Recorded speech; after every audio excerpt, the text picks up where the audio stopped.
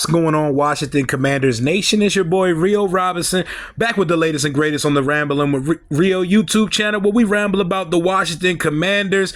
Football being back is so nice, I had to hit you twice with another video today, so I had to double up on you because the Washington Commanders reported to off-season training activity, shorter known as OTAs, today, day one at the Ortho Virginia training camp at training center at Ashburn Park.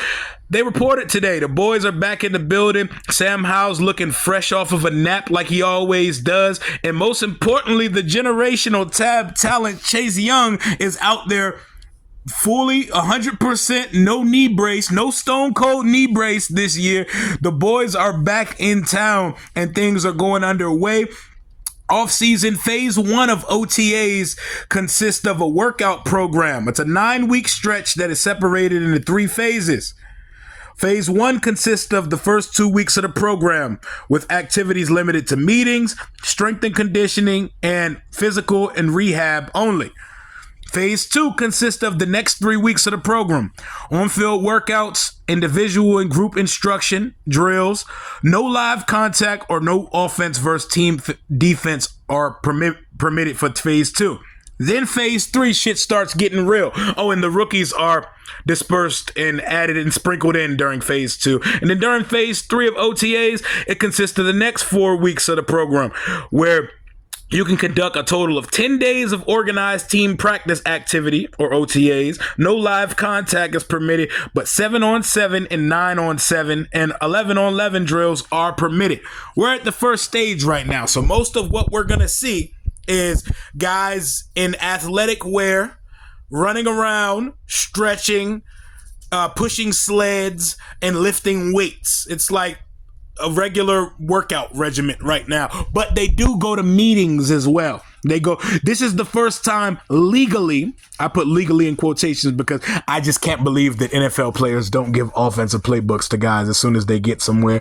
But it's the first time legally Eric Bieniemy can hand the playbook to Sam Howell, Terry McLaurin, Antonio Gibson, and Brian Robinson. We have a West Coast offense now. These are the philosophies and the concepts of my offense that I need you guys to be able to perform for me. This is the first time they can go in a meeting and discuss that. And they said Bieniemy's had his coaching staff on the clock at 7 a.m. daily, getting ready to start the workout programs and mixing in the players to get going. But the biggest topic of conversation, obviously, for OTAs for the Washington Commanders is 99. Chase Young is in the building. You know, we're not used to Chase Young being there first day of OTAs. You know, he likes to work out on his own time with his own people. He's there with no knee brace on, looking ready to go because he sees the importance of this season. It's make or break time.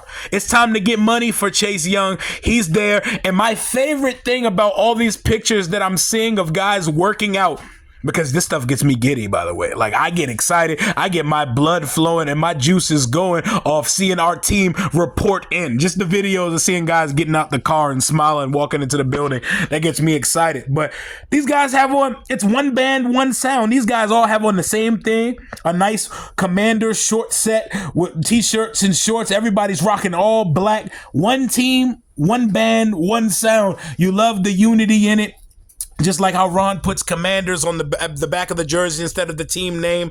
They've bought into a culture here. If there's not anything Ron accomplished here, he did successfully change a culture on the field in the locker room. He definitely created a family-like environment.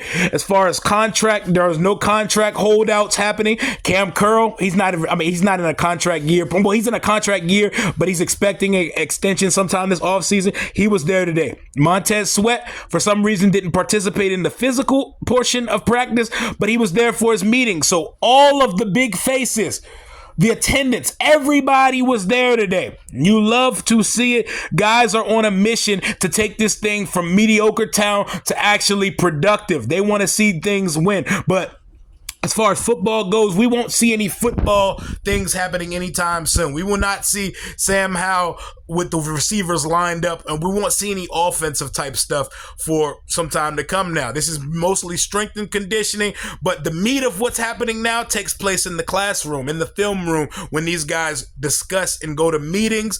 But you love to see it. You see Sam Howell and Brissett getting loose, everybody looking sleek and slim in the all black. Deron Payne is an absolute unit. Him and Jonathan Allen are just mammoth human beings, and just seeing the guys get back, man, it gets me excited because we're that much closer to the season and that much closer to the NFL draft. It's now 10 sleeps away. Other news going on with the team right now. Let's talk about this Brian Davis thing. Darren Haynes reported in parentheses that Brian Davis is the same thing that Jason Lurch on the Junkies reported in quotations, that Brian Davis, former Duke basketball player and NBA guy, is putting up $7 billion in cash to buy the Washington Commanders. And that is absolute fallacy, cap, bullshit, whatever you want to call it. It's not real. Let's go. Where the hell did Brian Davis have $7 billion scrap up last minute to buy a football team? I don't think Brian Davis could successfully buy the Washington Mystics today, if I'm being completely honest. And if he can buy a team, I imagine most NBA and NFL players could buy a team. Not happening. Not a real story. Not a real thing.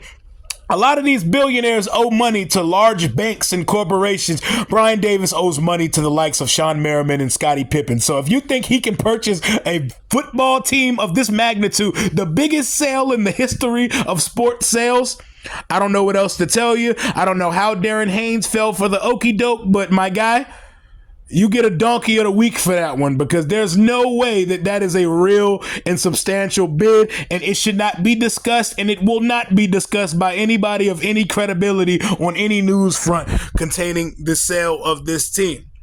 Until otherwise, Josh Harris is the only that they're getting this team. That we don't have to worry about former basketball player.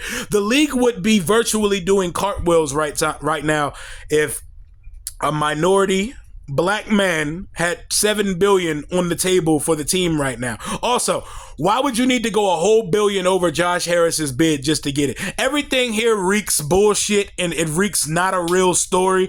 This sounds like an episode of Marty Bird's Ozark from Netflix, where they just moved money and made money appear overnight. Not a real story.